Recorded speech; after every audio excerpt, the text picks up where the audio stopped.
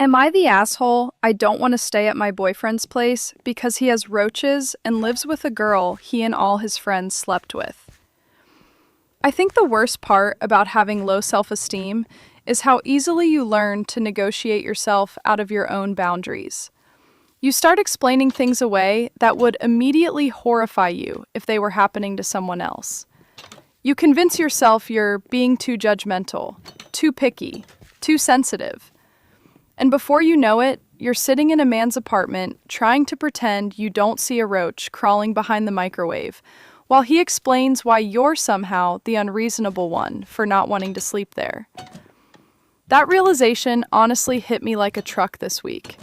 And weirdly enough, I think breaking up with my boyfriend finally forced me to admit how little I've been valuing myself lately. So yeah, here's the situation. I was dating this guy for a few months.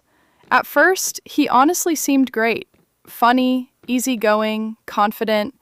The kind of person who makes you feel chosen very quickly. And after my last relationship, I think I was desperate for that feeling more than I wanted to admit. My previous relationship was genuinely awful. Not just toxic in the casual internet sense, actually emotionally abusive. The kind of relationship where somebody slowly tears apart your self-worth until you genuinely stop believing you deserve basic respect anymore. By the end of it, I felt emotionally hollow. I questioned everything about myself constantly. I apologized for things that weren't my fault. I ignored my instincts all the time because I'd basically been conditioned to think my feelings were irrational. So when I met my now ex-boyfriend, part of me was honestly just relieved he wasn't overtly cruel. And that sounds pathetic now that I say it out loud. But if you've ever escaped a genuinely bad relationship, you know how low the bar can become afterward. Sometimes doesn't scream at me starts feeling like exceptional behavior, which is depressing, honestly. At first, things with him were fun. We went out a lot, stayed at my apartment most of the time. And yes, looking back, there's probably a reason I unconsciously preferred my place from the beginning. Because my apartment is clean, quiet, comfortable. I live alone. I decorate nicely. I take care of my space because it affects my mental health a lot. Meanwhile, his apartment always made me vaguely uncomfortable from the moment I first walked into it. At first, I couldn't even fully explain why. It just had this chaotic energy. Dirty dishes sitting too long, weird smells, random clutter everywhere. The kind of apartment where nothing is technically catastrophic, but everything feels slightly sticky somehow. Then eventually, I found out why the place always felt off. Roaches. German roaches specifically. And if you've ever dealt with German roaches, you know they are not the occasional random bug situation. Those things are an infestation. The first time I saw one, I honestly tried to convince myself it wasn't a big deal. Because again, low self-esteem makes you minimize everything. He noticed me staring and casually said, "Oh yeah, we've been trying to get rid of them." Trying. Meanwhile, I'm literally watching one disappear into the kitchen wall. I remember feeling this immediate instinctive discomfort in my body. Not judgment exactly, just, I do not want to sleep here. But instead of honoring that feeling immediately, I started negotiating with myself. Maybe it's temporary. Maybe lots of apartments get bugs. Maybe I'm overreacting. And honestly, I think women especially get socialized to override their discomfort constantly in order to avoid seeming mean. So I kept dating him, but I stopped wanting to stay over there. Which honestly became another issue entirely, because he started taking it personally. At first, he'd joke about it. Then eventually, he got irritated. And honestly, the more time I spent there, the more bizarre the living situation started feeling overall. The roaches weren't even the weirdest part. The weirdest part was the roommate situation. So my boyfriend lived with another guy. Totally normal. Except the roommate's girlfriend was constantly there too. Again, not inherently weird. But then my boyfriend casually told me one night that this girl had previously slept with basically every guy in their friend group, including him. And honestly, the second he told me that, something inside me immediately recoiled. Not because I think she's evil, not because I'm judging her sexuality. People can sleep with whoever they want. That's genuinely not the issue. The issue is that now she was constantly at the apartment as the roommate's serious girlfriend, while apparently having slept with every guy in the house's social circle, including my boyfriend. And for some reason, he seemed genuinely confused that this dynamic made me uncomfortable. Like he expected me to hear that information and react completely normally. I remember just sitting there thinking, why would you even tell me this? Because now, every time I walked into that apartment, I became hyper aware of the weird energy, the inside jokes, the familiarity, the weird history everyone shared. And honestly, I didn't want to be part of it. Not because I thought he was cheating, not because I hated her, but because the entire dynamic just felt emotionally messy and immature in a way I found deeply unattractive. And honestly, maybe some people are comfortable with that kind of social environment. I'm not. The older I get, the less tolerance I have for chaotic relationship ecosystems, especially when combined with literal roaches. And somehow, the more uncomfortable I became, the more he acted like I was the unreasonable one. That's the part that really started messing with my head. Because every time I hesitated about staying over, he'd make comments about compatibility. He started framing my discomfort like it was evidence I wasn't committed enough to the relationship. At one point, he literally implied that couples should be able to adapt to each other's living situations. And honestly, maybe there's truth to that under normal circumstances. But I genuinely don't think, please don't make me sleep in a bug-infested apartment with weird sexual history roommate dynamics is some impossibly high standard. Still, because my self-esteem was already damaged, part of me started questioning myself constantly. Maybe I'm too uptight. Maybe modern dating is just more casual now. Maybe everyone has weird histories. Maybe I'm shallow for caring about the apartment. Maybe I should just try harder. That internal dialogue became exhausting, especially because, objectively, I knew my concerns made sense. This man literally still had plastic wrapping on his mattress from when he had bed bugs a year earlier. A year earlier. And before anyone asks, yes, he explained it. Apparently, he'd gotten bed bugs previously, treated them, and kept the plastic covering afterward.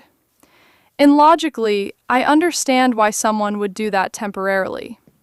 But combined with the roaches and the overall state of the apartment, it just made everything feel worse psychologically. Every time I sat on the bed, I became hyper aware of contamination, which sounds dramatic until you've experienced bedbugs before. People who haven't dealt with infestations genuinely underestimate how psychologically stressful they are. Your nervous system never fully relaxes. You start checking every itch, every speck, every shadow. I did not want that anxiety in my life, especially because I already had a peaceful, clean apartment of my own. And honestly, that's what made his anger feel even more irrational to me. Because it's not like I was demanding expensive hotels or refusing to spend time together. We literally had my apartment available. Clean, private, comfortable. But apparently, my refusal to stay at his place specifically became symbolic to him somehow. Like me rejecting his apartment meant rejecting him. And honestly, maybe part of him felt embarrassed. I probably would too. But instead of acknowledging, yeah, this living situation is kind of rough right now, he kept trying to convince me I was overreacting. That's where the real red flag started becoming obvious. Not the bugs, not even the weird roommate situation, the boundary pushing. The way he kept trying to make me feel unreasonable for having completely normal discomfort. That's what finally started waking me up emotionally. Because one thing abusive relationships teach you is how easy it becomes to abandon your own instincts. And I realized I was doing that again. Not to the same extreme as before, but enough that it scared me once I finally noticed it. I kept imagining telling this story to another woman, and suddenly everything sounded insane. Hey girl, my boyfriend lives in a roach-infested apartment with a woman he and all his friends slept with, and he's mad I don't want to sleep there. If any friend told me that, I would immediately say, "Why are you tolerating this?" And honestly, that realization made me emotional, because I finally understood how little I'd been protecting myself lately. The truth is, after abuse, your standards can become dangerously distorted. You stop asking, "Is this healthy?" and start asking, "Am I allowed to be uncomfortable?" That's such a horrible mindset to live in. I think part of why this situation blew up online so much is because people focused on the girl. But honestly, she's barely the issue. I genuinely don't have some deep hatred toward her. If anything, I think the real problem was my boyfriend casually normalizing dynamics that made me uncomfortable, while acting confused about why I reacted. Because most emotionally intelligent people understand that certain information changes comfort levels. If you tell your partner, "Yeah, that girl who basically lives here has slept with me and all my friends," you cannot then act shocked when the atmosphere feels weird afterward. And honestly, I think part of him still had a very immature, college guy mentality about relationships.